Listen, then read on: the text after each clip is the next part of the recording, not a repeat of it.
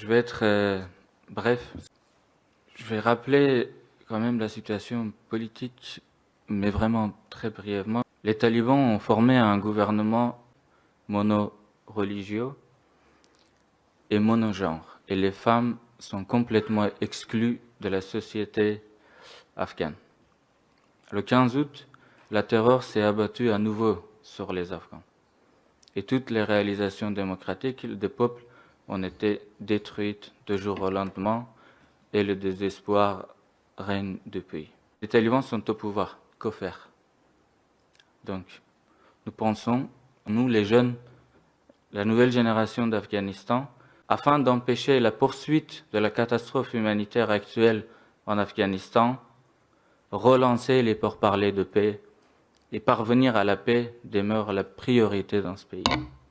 Les membres du dialogue de paix afghan estiment que la situation actuelle dans le pays est plus que désastreuse que jamais. Cette situation nécessite des efforts nationaux et internationaux, plus sérieux qu'auparavant. La guerre, elle la considère comme une cause d'aggravation des problèmes du pays. Et il n'envisage la solution du problème afghan que dans les pourparlers de paix. Pour cette raison que nous sommes déterminés à entamer des pourparlers de paix directement avec le groupe au pouvoir.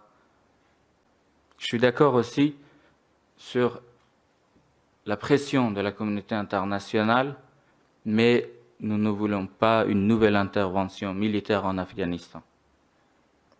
Les talibans sont aujourd'hui le groupe dominant d'Afghanistan et une réalité dans la société afghane.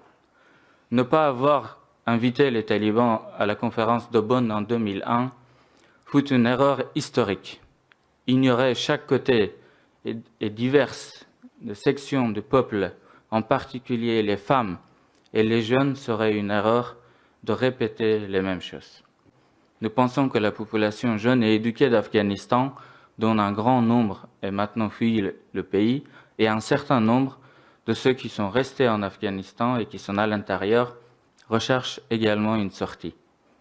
Et ils ont la capacité d'aider à créer la situation souhaitée, plus que les acteurs du passé, et pouvant être efficaces pour former un gouvernement inclusif, temporaire, pour aller vers une situation favorable. Merci beaucoup, monsieur. Merci à vous.